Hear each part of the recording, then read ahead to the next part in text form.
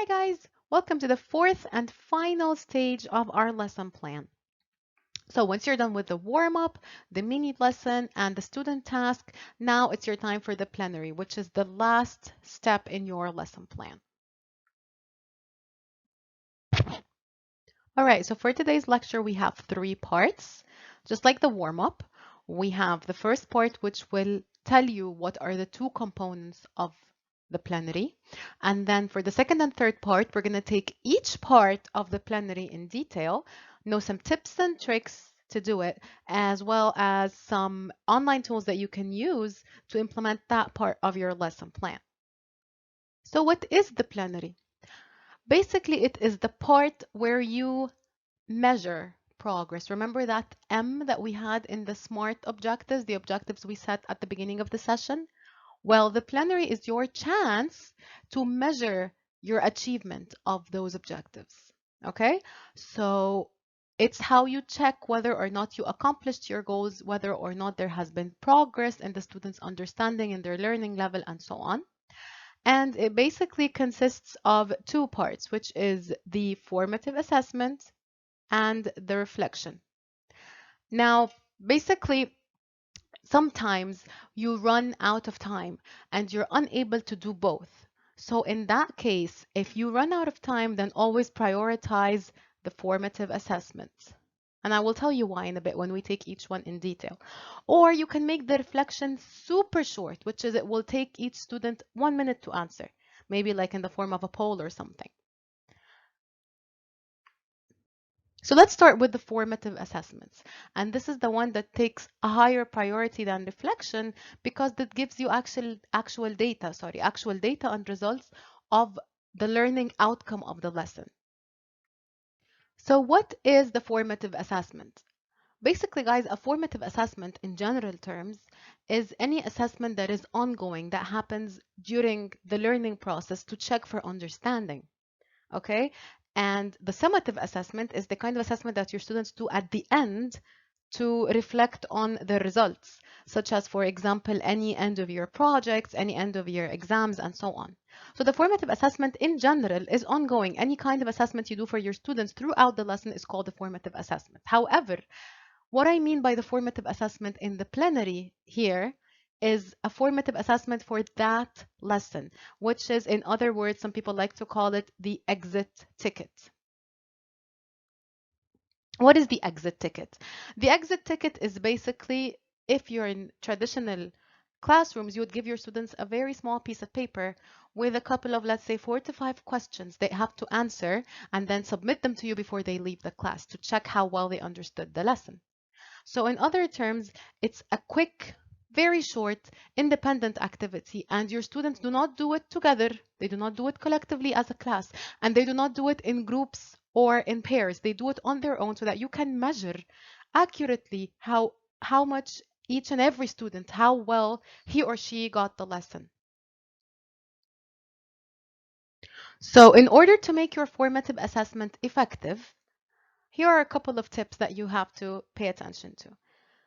Number one is to include new questions. So if you have already some questions that you covered in the warm-up or that you used as examples in your mini lesson or that they had in the student task, do not repeat it because this is not an accurate measurement of understanding. They might just remember what you said. Number two, make sure there are no shout outs. That means no student yells the answer, and tell them this is not a class activity. This is an independent quiz. This is your independent check for understanding. So everyone's going to take that, answer it on their own, and then I will see the results and I can check how well my students are. Number four is that they're followed by feedback, followed up with feedback. So it doesn't have to be you. As we said earlier, you can just either give them an answer key, or what's easier is that if you use online tools for formative assessments, I'm going to give you a brief on that later on. There really are actually some really good examples where they kind of play like in sort of a game, and then they get instant feedback on their mistakes and instant feedback on the accurate answers, and then they get their score at the end. I'm going to show you how. Also, effective formative assessments check whether your objectives have been met. So if my objective is, for example, write an effective thesis statement, your exit ticket should give them a topic of an essay and tell them write a thesis statement for that. If your skill is to make inferences inside textual evidence, then give them a piece of text and ask them a question that asks them to infer. You have to test their knowledge of the skill that you are teaching. So you have to take the objectives into considerations. What are you testing in the exit slip? Well, what you said you would what you said you would be teaching them this session. The last thing here is something that we usually fail to do as teachers because we're overwhelmed with all the work. But the whole point actually of the formative assessment is to use it to plan future lessons. So maybe I could finish the lesson today. I could check my scores and I could find out that maybe 70% of my students only got 8 or 70%, 8 out of 10 or 7 out of 10. This should tell me that there is a few students or like 30% of other students who still need help with that. So those students could be supported with extra practice or extra work or extra explanation or whatever support that they need. If you find that, let's say, less than half your class got the lesson, then maybe you need to reteach this concept later on. You need to pause your agenda, pause your schedule, and then teach the lesson again. Now, the second part of your plenary, and between brackets, if you have time, because sometimes the formative assessment takes too long, is your reflection. I'm going to show you now what I mean by reflection. So effective reflections are short and simple. They don't have a lot of answer to it. They don't have a lot of time. They don't need a lot of time actually to be answered. It's a quick reflection. And it links back to the student's life. So he has to go back to his own life and his own skills and see how this is relevant, maybe. Or what has he learned? Or what has he taken from this lesson? How will this be effective for him? What did he like? What did he dislike? And also, effective reflections are creative. So don't always go for how would you rate this lesson from 1 to 5? Or how well would you rate your understanding from 1 to 5? That's a really quick reflection if you don't have time. But try to get a little bit more creative. And I'm going to show you some examples in the next part. So for example, here, this is a lesson tweet. I love to use it with my students and it's so much fun. They basically choose one of the left options here. So you have here something that I learned today. You have I don't know. You have a question I still have. So maybe they will choose something that they learned today, like in the example here. Something I learned today was the cause of blah, blah, blah. Some of it was a little hard to understand, but now I know the main causes of it are 1, 2, 3. And here at the at part, they write their names as students with no spaces, just as you would on Twitter. And in the hashtag here, they could put the topic of the lesson or anything related to the lesson. And this literally takes them 1 minute. This is just one example of many other examples of reflections. Sometimes I just share my screen, show them this, and they would respond in the meeting chat or respond in messages or respond in a document that I would send to each one of them later on. All right, so this is the first example. A second example here, which is more, or let's say better tailored to the nature of virtual learning, is I just show them those emojis. I just display this. This is actually an example of an actual PowerPoint slide I took from one of my lessons. So I found this picture, this image on the internet, and I just shared this PowerPoint with them, and I just told them, respond in the meeting chat, how well did you get the lesson? And I would find the meeting, it would take them literally a second. They would just choose the emoji that best expresses their understanding, and they would just send it to me. And then I can tell how many people totally got it, pretty much got it, how many people said not at all, and this is actually a red flag for me as a teacher, and so on. So there are millions of examples of reflections and exit slips, and I'm actually going to attach some of those really useful resources. In the resources section, you're going to find lots of ready-made exit slips that you can just print out, use them in your class, or you can just display them with your students online.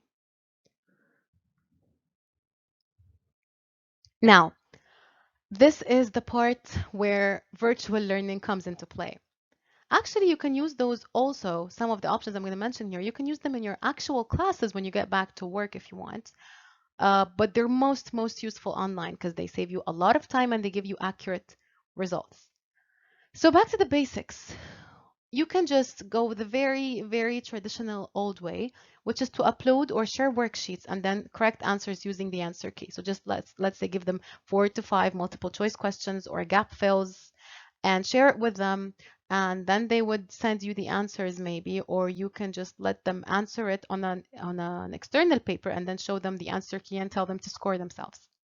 However, this is not really useful to you as a teacher because you're not going to get the accurate results. Another option is for them to answer the questions and send them back to you. But again, this makes your job so much harder because you have to correct each and every student's answer. To make your job a little bit easier, I gave you some other options here, which are Google Forms and Microsoft Forms. They're automated online quizzes and surveys, so you can just write the question and pick out the correct answer. Of course, this is for gap fills and multiple choice. And put even points in them, score the question, and then just share the link with your students, and they would answer and immediately get feedback. Now, if you would like to add a little bit more of like a gaming touch to it, which makes it so much more fun, you have here 4 options that I've listed. And actually, that was the topic of my master's degree, was the effect of those websites on students' motivation. And the result was the students were really highly motivated by playing those games online. Now, I'm going to attach also some resources and videos to help you out with each and every one of them. But the basic idea is that it's a gaming website. Students, you start the game. You put your questions in the form of a quiz and you pick out the right answer, and then you get a code for the game and a link. The students open the link, put the code, and then write their name and join the game. And then you have an online scoreboard and you can see in real time, share your screen, and all the students can see who's competing, who's getting first, who's getting them all correct, who's scoring higher, who's scoring lower, and so on. This is the case for quizzes and Kahoot. Nearpod, there's an interactive game. I've actually mentioned it before, the one that I told you, which is Time to Climb. And you can check the resources I shared with last lesson. And Socrative is also another website for online quizzes, which is basically the same idea. So this is amazing. You just give them the link and the code. They just sign in, they answer quickly, and then you get the results. They're emailed back to you directly with the correction. And actually, once students get used to it, you don't need to explain it anymore. You just say, okay, we're going to take a quiz on quizzes. They know what to do. We're going to take a quiz on Kahoot, and so on.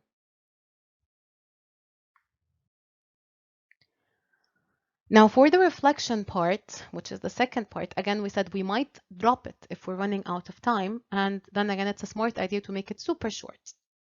So you can just, if we go back to the basics, just display the reflection question on a Word document, PowerPoint slides, interactive whiteboard, or even on the meeting chat. And the question could be, how well did you understand today's lesson, or rate your understanding of today's lesson from 1 to 5. What I liked the most, what I did not like, what went well, even better if. What else? One thing I learned today. One question I still have. And there are millions of examples online that you can look up for reflections. What I usually like to go with when I'm running out of time is just a poll. And actually, it's one of the things I mentioned here in the tools. On Nearpod, there is an activity called a poll. You just create a question, and then they have to choose only 1 out of 4 answers. So maybe it could be, how well did you understand the lesson today? And I'd use the same phrases I used with the emoji part. So not that well, not at all, and they have to choose which one and submit, and that's it. Okay, so again to the basics here, you just display the question, share your screen, and the students respond in the meeting chat. So for example, in the example of the emojis, I just showed them the picture on the PowerPoint. I shared my screen and then they answered with the emojis. Okay, to add some fun to it, as I told you, check the polls. I'm going to attach a link for that in the resources. And if you guys remember those 2 tools I mentioned at the very beginning in the warm-up phase, I'm going to use them again. They are online post-its. You can use them again for the questions. And if you don't remember how to use them, please go back to the warm-up section and check the videos I attached on Padlet and sorry, the resources I attached for Padlet and Mentimeter.